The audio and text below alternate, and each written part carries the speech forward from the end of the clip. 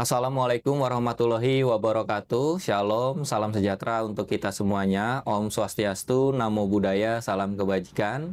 Selamat datang kembali di Ngobrol Santai, podcastnya para pekerja bandara, di mana kita bisa berbagi cerita dan pengalaman. Dan saya Christian, host yang menemani Ngobrol Santai hari ini. Dan kita juga akan ngobrol bersama salah satu narasumber, tokoh di dalam gerakan pekerja bandara. Dan podcast kami bukan sekedar hiburan, tapi juga cerita-cerita di balik layar penerbangan. Jadi buat kawan-kawan pekerja bandara ataupun buat kalian yang penasaran banget, pengen tahu cerita di balik layar penerbangan, bisa terus ikutin podcast kami. Dan bagi kalian juga yang ingin menyumbangkan cerita atau ingin bercerita di podcast kami, bisa juga menghubungi media Federasi Serikat Pekerja Bandara Indonesia. Karena saya yakin di balik senyum ramah pekerja bandara ada banyak cerita-cerita yang jarang kita dengar. Oke, kalau gitu kita langsung aja berkenalan sama narasumber kita, Mbak Jacqueline. Selamat datang, terima kasih udah bersedia ngobrol santai di podcastnya para pekerja bandara. Terima kasih. Kabarnya gimana Mbak Jacqueline hari ini? Baik. Oke, Mbak Jacqueline, sebelum kita masuk di diskusi inti, mungkin Mbak Jacqueline boleh berkenalan sedikit, kemudian juga menjelaskan sedikit aja latar belakang kenapa Mbak Jacqueline bisa bekerja di bandara. Silakan Mbak Jacqueline. Halo semuanya, terima kasih untuk Christian, juga untuk kawan-kawan sekalian yang sudah menyaksikan dengan setia podcast Ngobrol Santai ini. Nama saya Jacqueline Tuanakota. Saya saat ini sebagai Ketua Umum Federasi Serikat Pekerja Bandara Indonesia. Ketua Umum. Iya nggak apa-apa aja ini. Oh kurang. Dan kalau tadi Christian tanya kok bisa kerja di bandara gitu ya. Awalnya itu memang tahun 1995 tuh saya lulus SMA. 1995. Saya baru 5 tahunan lah. Oh iya. Nah, waktu itu saya memang ketika lulus ada rencana mau melanjutkan sekolah karena saya suka sekali bicara dalam bahasa asing. Saya ingin melanjutkan sekolah tuh ke Sekolah Tinggi Ilmu Bahasa Asing, dan saya memilih di kota Surabaya karena pada saat itu ayah saya sedang bertugas di Surabaya. Nah, tapi domisilinya Mbak Jack di Kalimantan. Oh, di Kalimantan. Ya, saya tuh jadi keluarga kami itu keluarga nomaden. Saya lahir di Sumatera, kemudian pindah ke Semarang, lalu ke Kalimantan, dan kemudian setelah lulus SMA, ayah saya pindah tugas ke Surabaya. Kemudian saya juga akhirnya memutuskan untuk melanjutkan sekolah di Surabaya. Nah, dalam perjalanan mau daftar sekolah, itu ada temannya ayah saya yang datang ke rumah dengan membawa koran Kompas. Ini sekolah apa ya maksudnya? SMA. Oh, SMA. Jadi untuk lanjut ke Sekolah Tinggi Ilmu Bahasa Asing. Oh gitu. Ya. Berarti itu SMA, kategorinya bukan kuliah ya? Lulus SMA mau lanjut sekolah. Oh, lulus SMA mau lanjut sekolah, pendidikan di Surabaya. Iya. Nah, terus temannya ayah saya datang bawa surat, bawa koran Kompas, terus bilang, "Jack, mau nyoba nggak? Nih ada pendaftaran di Garuda, kalau mau nyoba jadi pramugari nih." Terus akhirnya saya daftar, keterima, sampai akhirnya tahun 1996 saya ikut pendidikan dan kemudian terbang dan Jadi 95 daftar langsung keterima? Keterima. Tapi teman ayahnya Mbak Jacqueline itu memang kerja di penerbangan atau gimana? Enggak, guru. Jadi tiba-tiba ngunjukin Iya. lamaran Garuda gitu aja ya? Berarti beruntung banget ya? Beruntung banget ya? Bawa koran Kompas, terus nih kalau mau nyoba gitu ya. Karena kan biasanya kita tuh dapat informasi itu dari teman yang kerja, saudara dan lain-lain kan. Tapi Mbak Jacqueline ini beda ya? Emang nggak sengaja aja disuruh ngelamar. Terus daftar, kemudian lulus, ya udah pendidikan di Garuda 1 tahun 1 bulan, tahun 96 lulus bulan Desember, kemudian terbang. Nah, itu awak kabin kan? Sebagai pramugari ya, sebagai awak kabin. Nah, 3 bulan setelah terbang domestik, kemudian disekolahkan lagi untuk terbang internasional. Jadi zaman dulu di Garuda kalau mau terbang 3 bulan terbang domestik, kemudian harus sekolah lagi untuk bisa terbang internasional. Sampai akhirnya saya terbang, kemudian tahun 97, 98 terbang keliling dunia. Ya, tapi bukan keliling dunia juga sih, soalnya saya belum pernah terbang ke Amerika. Oh gitu. Untuk pendidikannya sendiri waktu ngelamar itu tahun 95 ya Mbak Jack ya? Tahun 95. Keterimanya di tahun 95 juga berarti? Ya, Nah itu 95. pendidikannya berapa lama tuh? Satu tahun 1 bulan. Oh lama ya Ya, pendidikan sampai awal ini. Desember kan, 1 tahun? 1 bulan.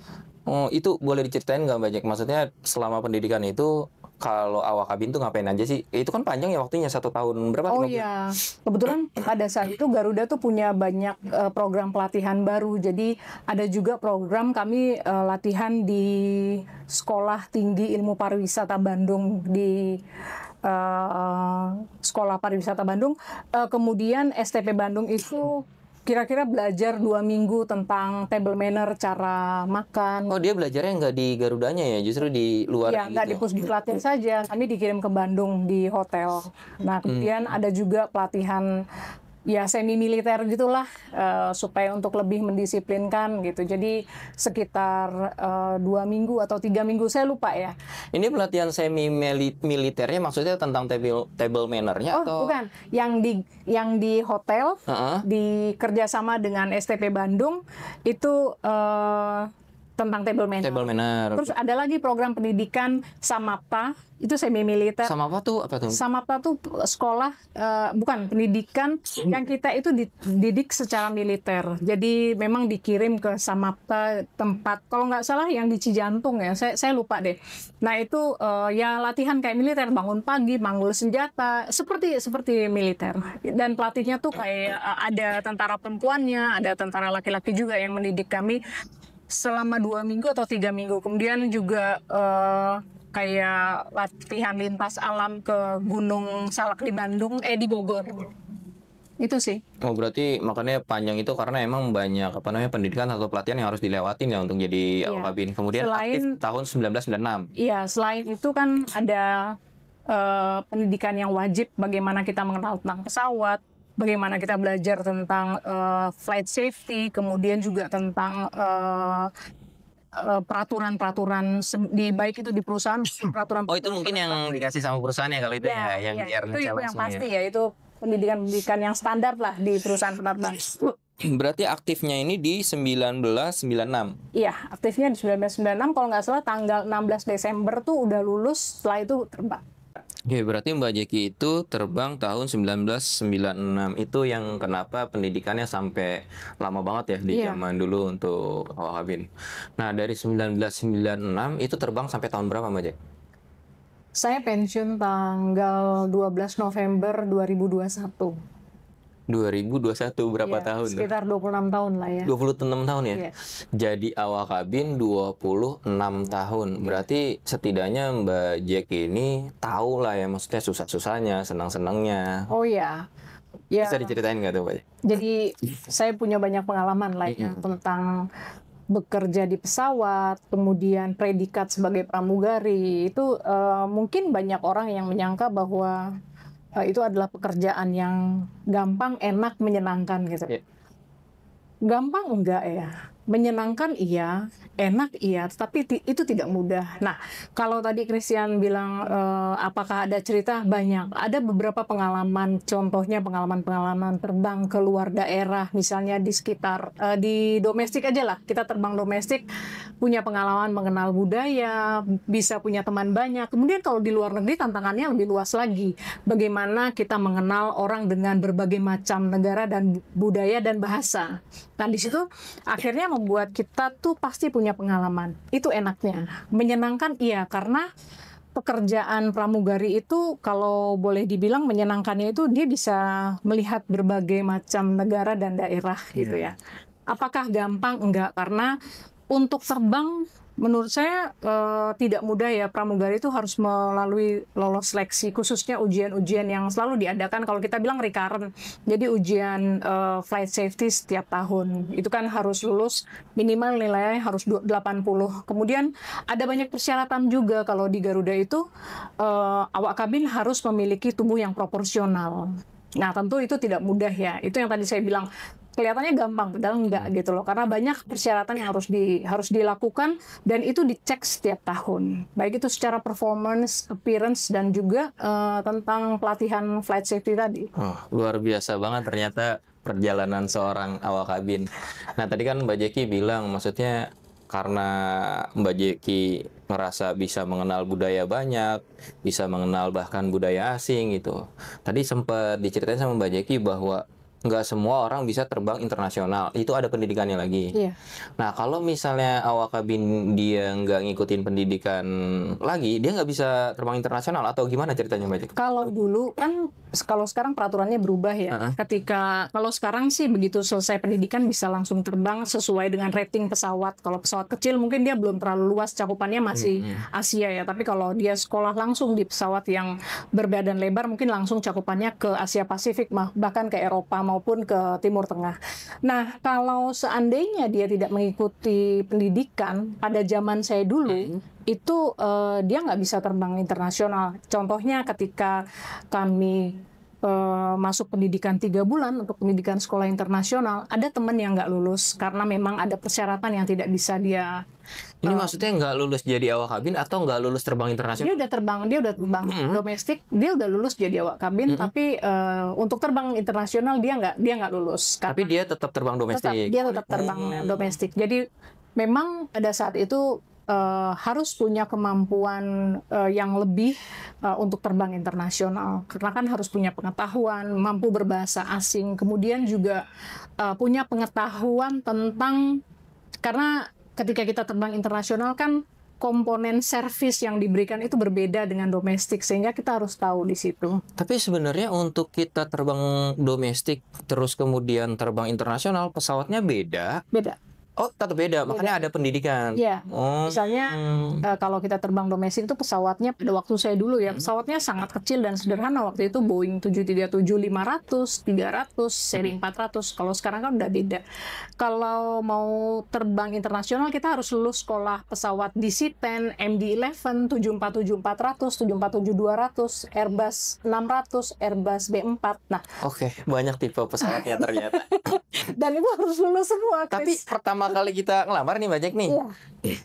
bisa dijelasin nggak apakah kita misalnya di sekolahin cuma satu tipe pesawat aja, atau kan tadi Mbak Jack nyebut banyak tipe Iya, pesawat ya? Itu gimana? Jadi waktu domestik itu kami belajar pesawat Boeing 737-500, 300, 400, kemudian juga belajar pesawat Airbus B4 karena Ini untuk yang awal itu yang domestik tadi. ya. Wow, lumayan juga banyak belajarnya ya tipe pesawatnya. Dan itu harus lulus, Chris. Jadi memang Tadi misalnya kita anggaplah 5 Iya. tipe pesawat nih Mbak Jack Iya. ya. Ternyata 2 lulus, 3 enggak, itu gimana? nggak bisa. Harus Harus 5-5-nya lulus gitu. lulus, iya. Wow, luar biasa jadi awak kabin ternyata nggak mudah ya.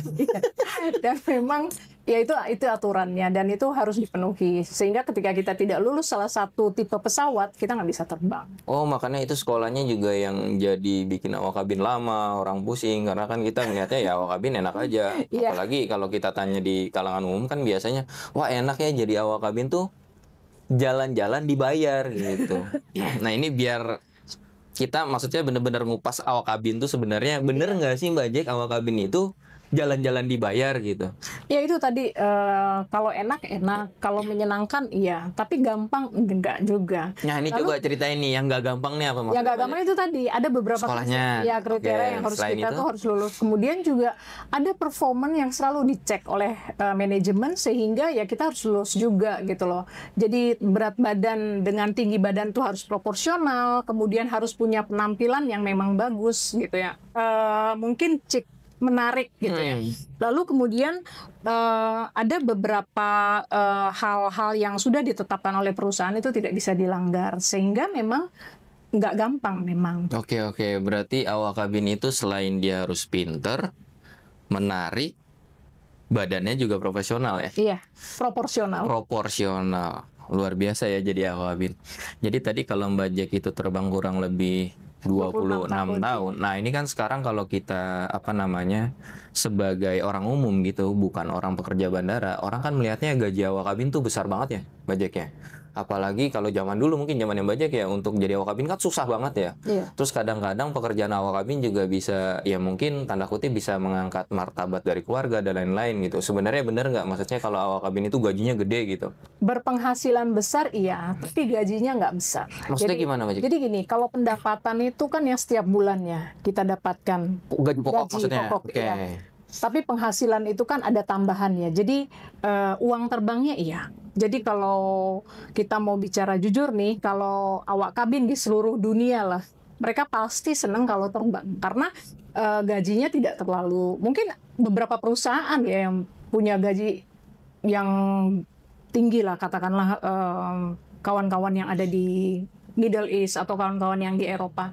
Tapi sebetulnya standar gaji yang diberikan oleh perusahaan itu pada waktu itu ya, ketika saya terbang nggak seberapa tinggi gitu loh. Ini gaji pokoknya uang, gitu. ya, dibandingkan dengan uang terbang. Nah, kalau misalnya mereka sakit, berarti nggak dapat jam terbang gitu maksudnya? Iya, jadi ya hiduplah dengan gaji yang apa adanya gitu loh. Sehingga tentu semua orang akan berjuang habis-habisan untuk supaya bisa terbang. Pada waktu itu ya, karena memang uang terbang itu tinggi, Chris. Tinggi, gede banget uang terbangnya. Berarti semua orang kalau kayak gitu ngejar jam terbang dong ya? Iya. Walaupun dia sakit, dia bisa bela-belain ya? Iya. Karena mungkin saya mikirnya gini ya, wah awak kabin gede gitu, terbang nggak terbang ya tetap dapat gede. Ternyata di situ juga, ya mungkin itu juga jadi keresahan awak kabin kali ya. Iya, itu yang bikin akhirnya orang tuh lebih memilih untuk terus terbang, apapun yang terjadi ya tetap terbang gitu, karena memang gajinya nggak gede gitu. Mungkin kalau di perusahaan tempat saya bekerja dulu saat ini mungkin awak kabinnya mungkin punya gaji udah gede ya, tapi apakah itu membuat mereka cukup atau tidak saya nggak tahu ya. Tapi pada waktu saya terbang gaji itu masih belum standar lah, mungkin seperti sekarang ya. Tapi dibandingkan dengan uang terbang lebih gede uang terbang. Gitu. Nah, ini selama 26 tahun terbang, ini menurut Mbak Jeki ya, kira-kira awak kabin itu sejahtera nggak sih Mbak Jeki? Yang kalau aku ngelihatnya dari luar gitu, ya kita ngelihatnya ya awak kabin tuh besar gajinya gitu. Kita tahulah kehidupannya awak kabin gitu. Nah, kalau menurut Mbak Jeki sendiri, dengan pengalaman yang cukup lama ya, 26 tahun itu, terbilang sejahtera awak kabin atau seperti apa? Kalau dulu mungkin orang tuh seneng terbang karena uang terbangnya itu tinggi ya. Kemudian kalau sekarang tergantung airline ya, Chris. Maksudnya? Karena ada kawan-kawan yang kerja di airline-airline tertentu, gaji dan uang terbangnya itu masih dicicil gitu loh. Ini kita harus dengar juga ya dari beberapa kawan-kawan dari penerbangan swasta, beberapa kali sejak COVID atau mungkin sebelum COVID ya, mereka itu gajinya dicicil atau uang terbangnya dicicil gitu ya. Sehingga menurut pendapat saya sih itu bukan sejahtera, itu menyusahkan gitu. Lalu bagaimana dengan kawan-kawan dari airline lain? Mungkin mereka punya pendapatan sudah besar, tetapi apakah jam terbang dan jam kerja mereka itu memang sudah cukup untuk mereka, dan apakah mereka kerja sampai kelelahan? Ini kan yang perlu dipertanyakan. Karena kalau sekarang saya kan udah pensiun, tapi mungkin juga ini bisa menjadi informasi juga untuk kawan-kawan di luar bahwa memang ada beberapa perusahaan yang melakukan tugas terbang kepada awak kabin itu dengan jam terbang yang sangat tinggi. Oke, ini menarik buat aku. Tapi aku mau tanya sebelum aku nanti tanya tentang jam kerjanya awak kabin. Kemarin kan kita sempat ngundang juga narasumber lah, kita ngobrolin tentang pekerja kontrak, outsourcing dan lain-lain gitu. Nah, aku penasaran nih kalau untuk awak kabin sendiri, Mbak Jek, apakah dia pegawai tetap atau misalkan ada prosedurnya dan lain-lain atau seperti apa, Mbak Jek? Kalau di perusahaan-perusahaan tertentu sih tempat saya bekerja dulu, iya mereka menjadi pegawai tetap ya. Mungkin setelah kerja, saya nggak tahu kalau aturan yang sekarang ya sudah beberapa bulan atau setahun atau 2 tahun mereka kemudian diangkat jadi pegawai tetap. Tapi itu pasti diangkat. Maksudnya setelah melalui proses udah pasti diangkat. Pasti diangkat jadi pegawai tetap. Tapi untuk beberapa airline swasta sampai sekarang mereka masih OS, masih jadi pekerja kontrak. Outsourcing, bahkan kadang-kadang ya itu sudah jadi outsourcing, gajinya dicicil. Berarti kalau misalnya awak kabin itu sakit, dia nggak terbang ya sama aja sebenarnya kayak pegawai darat yang lainnya ya. Karena gaji pokoknya tadi kan Kecil. kecil ya. Iya. Udah kecil dicicil lagi. Kemudian dia sakit karena jam terbangnya dia harus terbang habis-habisan gitu ya. Oh gitu. Tapi kalau selain jam terbang, kalau tadi ada gaji pokok dan jam terbang, sebenarnya awak kabin itu ada komponen lain nggak Mbak Jack? Yang misalkan gitu menolong mereka pada saat dia sakit kan jam terbangnya hilang gitu. Iya. Mereka hanya dapat gaji pokok gitu. Ada komponen lain yang bisa ganti jam terbang atau gimana? Setahu saya sih enggak ya, tapi mungkin kalau sakit mereka bisa ke rumah sakit dan biaya sakitnya itu ditanggung oleh perusahaan mungkin ya, karena saya kurang tahu kalau di perusahaan-perusahaan swasta lain. Nah, kan kita sempat sempat dengar lah cerita-cerita bahwa Mbak Jack pernah berjuang untuk awak kabin. Terus dalam hal ini juga Mbak Jack pernah terlibat di dalam satu serikat gitu. Nah, kita mau konfirmasi nih benar atau enggak Mbak Jack. Kalau misalkan benar, boleh nggak diceritain tuh latar belakang kenapa akhirnya Mbak Jack itu berserikat gitu, karena menurut kami awak kabin ya sudah sejahtera gitu. Kami nggak pernah tahu misalkan awak kabin punya keresahan terkait jam terbang atau misalnya ketika sakit dan lain-lain seperti itu Mbak Jack. Tahun 2005 itu saya dengan teman-teman, jadi saya punya teman-teman yang khusus diskusi ya. Kita suka diskusi tentang banyak hal. Tahun 2005 itu saya diajak oleh mereka, ini di luar teman kerja ya. Diajak mereka untuk ngajar anak-anak jalanan di stasiun Senen setiap hari Minggu. Jadi saya diajak oleh mereka. Ini di mereka nih siapa Mbak Jack maksudnya? Teman-teman diskusi mereka nih anak-anak filsafat. Oh, Iya. bukan serikat gitu? Bukan serikat. Jadi anak-anak di luar dunia penerbangan, Di luar dunia perusahaan. penerbangan, Ya. anak filsafat ngajak Mbak Jack. Mereka sering diskusi lah. Jadi kami punya komunitas diskusi gitu ya. Kemudian sejak itu saya mulai aktif sekitar sampai tahun 2007, sekitar 2 tahun. Nah, teman-teman di Garuda pada saat itu sudah punya serikat namanya Ikatan Awak Kabin Garuda Indonesia. Nah, mereka dengar kalau saya punya kegiatan ngajar di luar, ngajar di tahun 2007 itu. Iya, 2000 karena 2005 itu serikat kami di IKG sempat hampir melakukan mogok kerja karena protes terhadap perusahaan, dan di situ saya dengan teman-teman hadir juga ikut dalam acara itu. Kemudian setelah mereka tahu ternyata saya punya kegiatan di luar, mereka ngajak cobalah untuk bantu-bantu di serikat gitu. Kemudian tahun 2009 saya akhirnya ikut untuk masuk dalam serikat, maksudnya jadi pengurus, karena saya jadi anggota IKG itu sejak tahun 2000. Oh, tapi memang dari 2000 Mbak Jack sudah jadi anggota serikat, berarti sedikit banyaknya paham tentang serikat gitu. Ya mungkin dari teman-teman pengurus melihatnya wah Mbak Jack punya kerja-kerja sosial yang mungkin bisa terhubung di serikat. Gitu. 2009 diangkat jadi pengurus. Sebagai apa Mbak Jack? Sebagai wakil departemen organisasi. Wakil departemen organisasi. Jadi saya tuh benar-benar belajar dari nol, karena secara administrasi saya nggak ngerti apa-apa. Kemudian ada teman-teman yang ya memandu lah. Ada mentor yang mengajarkan tentang bagaimana mengatur administrasi kantor, bagaimana belajar ngetik, bagaimana mengenal laptop. Karena memang pada saat itu saya sama sekali tidak tahu apa-apa gitu, karena aktivitas saya tidak ada sama sekali di serikat. Dan ternyata di organisasi itu kan kita harus mengenal banyak hal. Iya, betul. Saya belajar bagaimana mengatur organisasi, kemudian bagaimana mengorganize awak kabin untuk menjadi anggota IKG. Itu dari 2009 sampai? Nah, tahun 2010 saya dikirim untuk ikut pendidikan organizing di London. Selama 10 hari. Sejak saat lama ya, enak ya jadi organisasi. Jadi saya sambil belajarnya di itu tuh di taman dekatnya Big Ben tuh, Christian. Kok bisa dikirim ke London? Karena pada waktu itu IKG beraliansi dengan International Transport Worker Federation, ITF. Oh, ITF. Jadi kantor pusatnya itu di London. Nah, saya dikirim untuk sekolah organizing selama 10 hari di London. gitu. Nah, Sendiri. sejak saat itu saya mulai menyadari sebetulnya serikat ini bagaimana sih, kenapa sih kita harus mengorganize, dan apa sih fungsinya organizing terhadap serikat dan pekerja di tempat kerja. Oke. Ini menarik banget nih karena jadi ada diskusi tambahan terkait bahwa ternyata IKG itu terafiliasi dengan International Transport Worker Federation. ITF ya? ITF Mbak ya. Jack ya. Jadi kayaknya kita diskusinya akan lebih panjang Mbak Jack. Kopi Oh, Mbak iya. Jack. Silakan diminum dulu Mbak Jack. Saya sukanya kopinya tanpa gula nih. Oh ini manis kayaknya pakai gula nih Mbak Jack. Oh, ini tanpa gula. Ini tim Kayaknya kreatifnya pakai gula ya. Coba minta tolong diganti lah. saya tanpa gula nih kalau saya.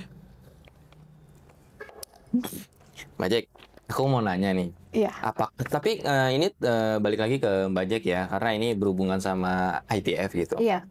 Nah kalau misalnya Mbak Jack bisa menceritakan sedikit aja apa itu ITF, kenapa terafiliasi sama IKG gitu, bisa diceritakan? Jadi pada waktu IKG terafiliasi dengan ITF itu saya belum masuk jadi pengurus ya, karena memang saya baru banget pada waktu itu. Tetapi setahu saya IKG berusaha untuk berafiliasi ke ITF itu supaya apa yang diperjuangkan IKG pada saat itu memang benar-benar bisa propagandanya itu bisa di level internasional, karena kita tahu bahwa Garuda Indonesia adalah salah satu airline yang dengan level internasional, sehingga orang pasti nggak mungkin orang nggak tahu awak kabin Garuda Indonesia, pasti tahu.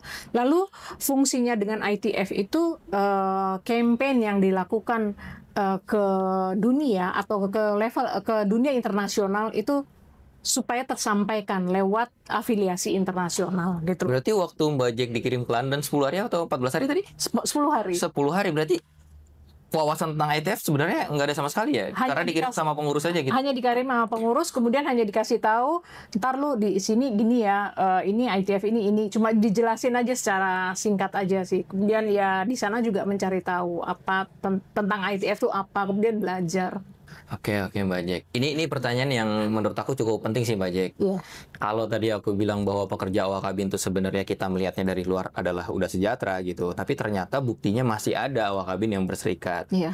Dan Mbak Jack juga pernah menjadi pengurus gitu. Iya. Nah yang aku mau tanya, perjuangan dari pengurus serikat awak kabin itu sendiri sebenarnya apa gitu Mbak Jack? Karena kan menurut kami sudah sejahtera, kenapa harus berjuang lagi gitu Mbak Jack? Ini pertanyaannya bagus ya, karena pada waktu itu kita berjuang untuk jam terbang, kemudian jam terbang, kemudian kita juga berjuang untuk kondisi kerja. Nah jam terbang ini maksudnya apa yang diperjuangkan Mbak Jack? Nilai dari jam terbang kan uang terbang lah istilahnya, kita uang terbang gitu ya. Kemudian juga fasilitas. Pada saat itu memang IKG menganggap bahwa perusahaan belum bisa memenuhi permintaan. Maksudnya per jam awak kabin tuh dibayar dengan nominal sekian gitu maksudnya. Yang diperjuangkan per jamnya naik gitu maksudnya. Nah selain jam terbang yang diperjuangkan? Ada beberapa fasilitas yang memang diperlukan oleh awak kabin, misalnya fasilitas di hotel, fasilitas kendaraan, kemudian maksud saya transportasi ya kendaraan ini, karena memang selama ini kan awak kabin di Garuda itu mereka difasilitasi dengan transportasi antar jemput. Kemudian juga ada beberapa fasilitas kesehatan, asuransi yang memang saat itu dianggap oleh IKG perlu ditambah, karena memang awak kabin itu kerjanya beresiko tinggi. Memang semua profesi beresiko tinggi ya. Tapi awak kabin itu beresiko tingginya itu dalam pengertian gini loh. Segala sesuatu dalam penerbangan bisa dapat berjalan lancar secara aman dan nyaman itu ketika semua awak kabin dan pilot paham tentang apa yang harus mereka lakukan. Nah, ketika terjadi pendaratan darurat, mereka diharuskan menyelamatkan penumpang itu dalam waktu 90 detik. Wow. Untuk memiliki kapasitas dan potensi seperti itu nggak mudah loh. Walaupun pesawatnya besar? Walaupun pesawatnya besar, harus 90 detik. Oke, pesawat paling besar di Garuda, berapa kapasitas penumpangnya Mbak Jack? Sekitar hampir 300 sampai 400. 300 sampai kita 400 lah. diajarin nyelamatin dengan waktu 90 detik. Iya, tapi kan di pesawat itu kan ada beberapa pintu, sehingga satu pramugari memegang satu pintu gitu ya. Jadi kalau ada 10 pintu ya ada 10 pramugari, kemudian 10 itu harus mampu menyelamatkan penumpang. Jadi tipe pesawat kecil ataupun besar tetap waktunya 90 detik. Tetap 90 Oh, detik. ini mungkin informasi yang maksudnya kawan-kawan pekerja bandara kurang banyak dapat ya. Bahwa kalau kita mau nyelamatin penumpang, menurut Bajek, mau pesawatnya kecil atau pesawatnya besar, itu kita cuma butuh waktu 90 detik. Ini Ya. kemampuan yang luar biasa menurut saya. Oke, Bajek. Bajek kan ternyata memang akhirnya berserikat ya. Nah, pada saat berserikat, selain jadi tadi bidang wakil organisasi perempuan ya, Wakil bidang organisasi aja. wakil bidang organisasi, pernah ngejabat struktur lain nggak di Iya. serikat? Setelah itu tahun 2015 baru jadi wakil sekjen. Berarti 2009 ya, mulai Iya, 2009, sampai 2010, 2010. kemudian 2011 kan selesai tuh. Kemudian 2012, kebetulan aku nggak aktif dulu di serikat. 2010 tuh selesai maksudnya? Maksudnya kan dari 2009, 2010, 2011, 2012, kemudian pergantian pengurus. Oh, habis Iya. itu ada jeda. Ya, terus aku nggak aktif Dari dulu 2012 ke 2015. 2015 baru jadi pengurus serikat lagi. Iya, Nah, 2015 itu menjabat sebagai wakil sekjen. wakil sekjen. Iya. Berarti naik ya, luar biasa ya. Nah, pada saat jadi wakil sekjen, apakah misalkan itu permasalahannya tetap sama atau udah beda kan? Karena Bajek tetap lumayan lama ya vakumnya. Iya, iya. 3 tahun. Jadi di tahun 2015 itu setelah aktif sebagai wakil sekjen, ya pasti ada berbagai macam isu kan yang terjadi di Garuda. Nah, salah satunya adalah isu pelecehan seksual yang terjadi pada awak kabin, dan kebetulan pada saat itu kami menangani kasus itu dan diselesaikan. Itu 2015. 2015, 2016 kejadiannya. terjadi Iya. pelecehan kasus awak kabin. Kasus di awak pelecehan, kabin. ya. Kemudian ada beberapa terus ada diskusi-diskusi dengan manajemen tentang perundingan PKB, kemudian diskusi tentang kasus-kasus awak kabin di Garuda, dan juga kasus-kasus yang bukan kasus sih, artinya diskusi tentang persoalan dan permasalahan awak kabin yang harus diselesaikan pada saat itu. Nah, itu sampai Bajek pensiun jadi wakil sekjen. Enggak, jadi setelah 2015, 2016, 17, 2018 diangkat jadi sekjen. Kan pemilihan lagi tuh, pergantian pengurus, kemudian dipilih sebagai sekjen. Jarang-jarang, maksudnya kan biasanya kita kalau ngomongin serikat organisasi itu kan biasanya ketua umum ataupun sekretaris jenderalnya itu kan laki-laki ya. Iya. Biasanya. Ini Bajek bisa kepilih, itu kan kalau buat aku sendiri itu satu momen yang penting ya, perempuan bisa kepilih itu ya. Ya. Apakah misalkan Bajek itu pernah berkontribusi besar di serikatnya atau seperti apa bisa kepilih sekjen Bajek?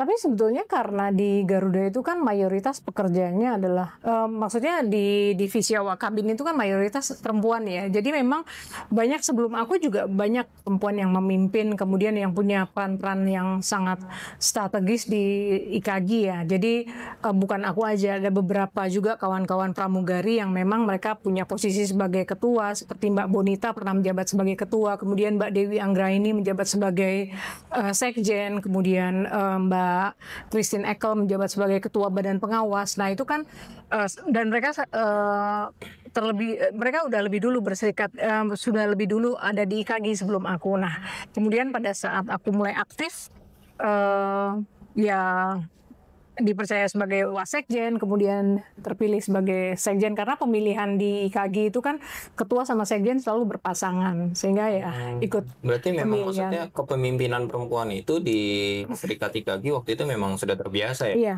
iya. Soalnya kan kita kalau bicara organisasi atau serikat itu kayak awam banget kalau Iya, perempuan yang mimpin.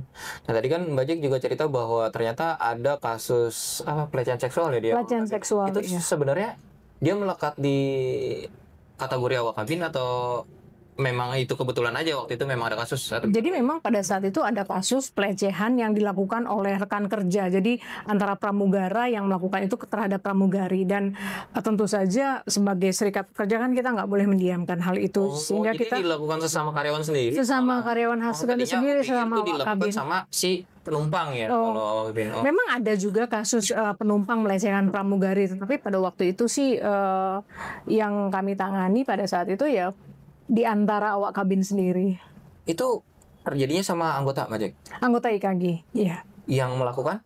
Yang melakukan anggota IKG juga. Nah itu sebagai pengurus gimana nanganinnya Mbak? Memang agak kompleks ya, tapi pada saat itu memang sudah tercatat di PKB bahwa pelanggaran-pelanggaran semacam itu kan udah nggak bisa ditoleransi. Jadi gini Christian, ketika orang mengalami pelecehan seksual, traumatis yang dialami oleh korban itu kan, sorry ya, mungkin sampai akhir hayat ya. Sementara kan yang melakukan itu mungkin merasa bersalah atau merasa tidak bersalah sehingga dia baik-baik saja. Atau pada saat itu saja dia merasakan baik-baik saja. Tapi si korban itu selama hidupnya dia diikuti terus dengan trauma-trauma seperti itu. Sehingga memang kalau di kami, di IKG pada waktu itu ya, istilahnya sudah tidak ada toleransi lagi terhadap pelaku pelecehan seksual. Berarti dia dikeluarkan dari anggota atau? Pada saat itu sih di PHK. Oh di PHK, oh berarti otomatis sudah keluar. Iya, udah keluar dari anggota ya. IKG, iya. Nah ini kan Mbak Jack ternyata karir di organisasinya itu cukup menanjat ya. Iya. Maksudnya dari yang tadi cuma di bidang organisasi, kemudian jadi wasekjen ya. Iya, wasekjen. Terus sekjen, ini kan luar biasa ya. Terus juga terbang 26 tahun. Nah kira-kira secara umum aja sih Mbak Jack mungkin bisa diceritain sebenarnya permasalahan apa aja sih yang ada di awak kabin gitu sampai kita juga bingung, oh ternyata awak kabin juga butuh serikat gitu. Iya, sebetulnya tempat kerja awak kabin itu mungkin ini bukan hanya di Indonesia saja ya, tapi di seluruh dunia. Itu tempat kerja yang sangat kompleks karena memang di situ bertemu banyak orang dan awak kabin Garuda pada saat itu kan lebih dari 2.000 kan. Pada waktu kami itu pertama kali aku masuk itu lebih dari 2.000 orang sehingga permasalahan itu sangat kompleks. Nah, permasalahan yang timbul itu selain di tempat kerja, kemudian di luar tempat kerja karena kan kita terbang nginap di suatu kota, di suatu daerah itu juga rentan dengan persoalan. Jadi kalau awak kabin nginep di luar itu tanggung jawabnya perusahaan. Perusahaan. Oh tetap masih tanggung jawab perusahaan, iya. Jadi menginap di hotel, kemudian perusahaan yang menanggung baik itu biaya makan pagi dengan laundry, kemudian biaya transportasi itu semua perusahaan yang menanggung.